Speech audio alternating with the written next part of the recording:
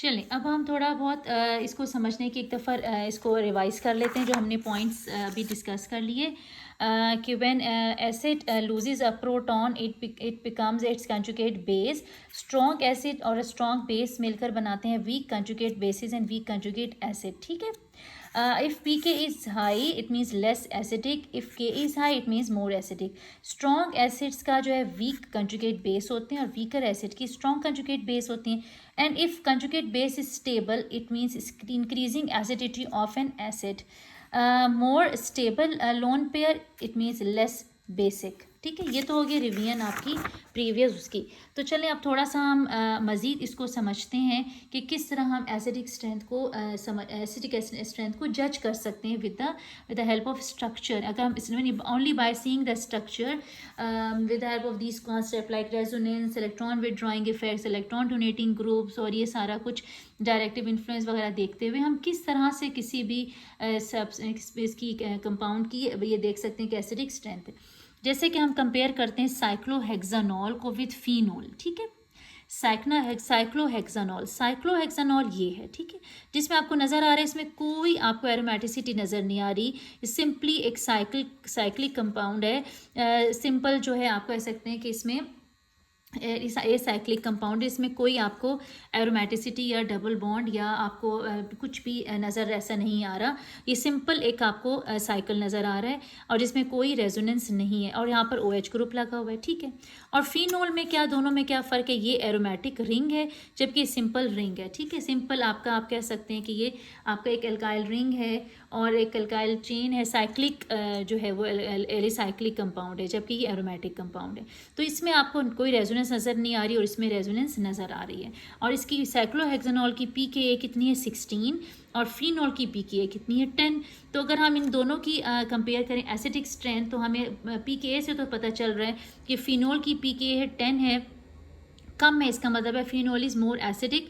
और साइक्लोहेक्सानॉल की pKa ज़्यादा है, इसका मतलब है ये उसकी निस्बत कम एसिडिक है। यानी कि कम एसिड का मतलब ये है कि इसका जो ये यहाँ पर मौजूद जो नेगेटिव चार्ज है, जो इलेक्ट्रॉन पेयर है, वो it can be easily B donated. वो डोनेट किया जा सकता है, उसका वो एक जो है आसानी से दिया जा सकता है, वो एक स्ट्रॉन्ग बन जाएगी। वो बेसिक स्ट्रेंथ बढ़ जाएगी। जब बेसिक स्ट्रेंथ बढ़ जाएगी तो क्या चीज़ कम हो जाएगी, एसिड स्ट्रेंथ। तो ये एसिड स्ट्रेंथ यहाँ क्यों कम हो रही है, क्योंकि यहाँ पर कोई भी आपको नज़र आ रहा है कि यहाँ पर कोई आपको डबल और single bond, alternate double single bond को डीलोकलाइजेशन या कोई भी रेजोनेंस नहीं है। इसलिए आपका जो ये इलेक्ट्रॉन है वो यहाँ का यहीं रहेगा, लोकलाइज रहेगा और वो यहाँ मूव नहीं करेगा। जबकि ये फिनोक्साइड आइन में तो आपको मालूम ही है, अगर आप यहाँ इसका आइन भी बना के देखें तो यहाँ अगर हम इसका लगे प्रोटॉन डोनेट कर देते हैं तो आपकी जो ये कंजुगेट बेस बन रही हैं दोनों, तो इनमें आपको दोनों के स्ट्रक्चर में बहुत क्लियरली नज़र आ रहा है कि यहाँ नेगेटिव चार्ज क्या है, लोकलाइज्ड है, और यहाँ नेगेटिव चार्ज क्या है, डी लोकलाइज्ड है with in the aromatic ring. Any factor which stabilizes the conjugate base, any factor which stabilizes the conjugate base will increase the acidity। कोई भी फैक्टर जो है जो कंजुगेट बेस को स्टेबलाइज कर रहा है वो कंट्रीब्यूट करता है टुवर्ड्स द, और वो इंक्रीज करता है, बताता है कि इस एसिडिक स्ट्रेंथ जो है वो बढ़ रही है। जितना जितना स्टेबलाइजेशन बढ़ेगी कंजुगेट बेस की, आपकी एसिडिक स्ट्रेंथ भी बढ़ती जाएगी। अब आ जाए कंपेयर करें एथनॉल को विथ 2,2,2 ट्राईफ्लोरो एथनॉल। एथनॉल आपके पास है C2H5OH है, और ट्राईफ्लोरो में आपने देखा कि यहाँ पर हमारे पास 1 2 3 कार्बन है, कार्बन के साथ 1 2 3 हाइड्रोजन है, और ये क्या आपका CH3 और ये है CH2OH। ठीक है, CH3 CH2OH यानी कि C2H5OH है।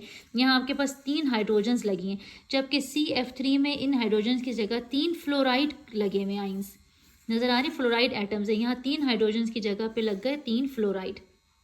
ठीक है ना। अब इस फ्लोराइड और इस हाइड्रोजन की जब हमने pKa देखी तो सिंपल एथेनॉल की pKa 16, जबकि जब उसके साथ हमने फ्लोराइड रिप्लेस कर दी तो pKa एकदम से कम होगी 12। देखा आपने, इसका क्या मतलब है कि it is more acidic. 2,2,2 trifluoroethanol is more acidic than this ethanol. अब क्या रीज़न है, यहाँ पर तो कोई एरोमेटिसिटी नहीं है, यहाँ पर तो कोई रेजोनेंस नहीं है, लेकिन यहाँ पर अगर कुछ नज़र आ रहा है तो आपको यहाँ फ्लोराइड नज़र आ रहा है।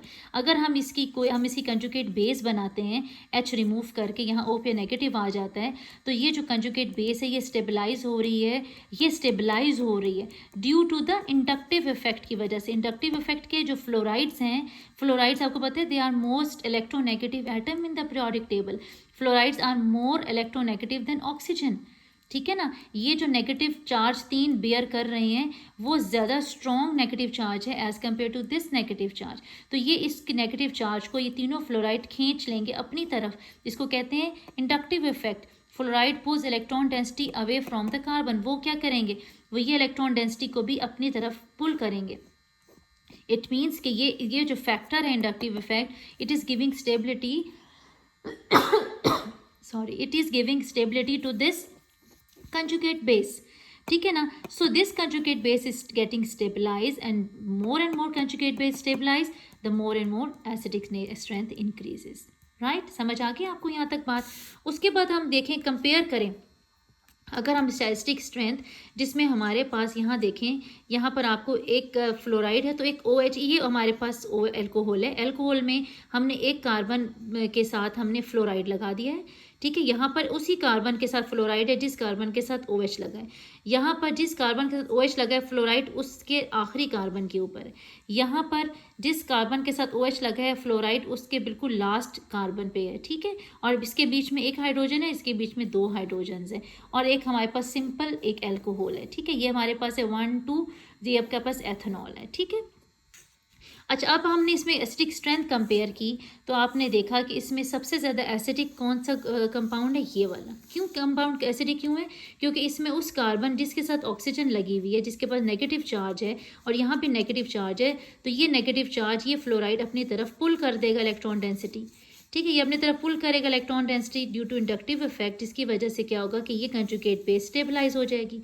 अब यहाँ है तो यहाँ पर भी फ्लोराइड, लेकिन वो क्या है, away from that carbon, away from that carbon, ये बहुत और उससे दूर हो गया, ये थोड़ा दूर है, ये उससे भी ज़्यादा दूर हो गया। तो उसी तरह से एसिडिक स्ट्रेंथ डिक्रीज करती चली गई, और इसमें सबसे कम है क्योंकि इसमें सिंपल सिर्फ एक ऑक्सीजन है। तो ये in comparison to this structure, this alcohol, दोनों एल्कोहल्स में ये कम एसिडिक है और ये ज़्यादा एसिडिक है। अगर हम कंपेयर करें फ्लोराइड्स की जगह आयोडाइड के साथ, तो हमें पता है कि फ्लोराइड अगर हम हेलोजेंस में देखें, हेलोजेंस में fluorides are most electronegative atom, और आयोडाइड उसका सबसे लीस्ट इलेक्ट्रोनेगेटिव है। तो इसमें अगर हमारे पास यहाँ 3 फ्लोराइड्स थे इसके में यहाँ पर, और अगर F3 की जगह मैं I3 लगा दूँ तो एसिडिक स्ट्रेंथ डिक्रीज कर जाएगी, क्योंकि fluorides are more electronegative than iodide, ठीक है ना। तो अगर हम कहें कि जी ये भी उसी तरह एसिडिक है, नहीं, ये एसिड ज़्यादा एसिडिक है क्योंकि इसके फ्लोराइड्स ज़्यादा इलेक्ट्रोनेगेटिव हैं, और आयोडाइड में जाके नीचे down the group electronegativity decrease कर रही है, तो उसकी इसी तरह से स्टेबिलिटी ऑफ कंजुगेट बेस भी डिक्रीज कर जाएगी और एसिडिक स्ट्रेंथ भी डिक्रीज कर जाएगी।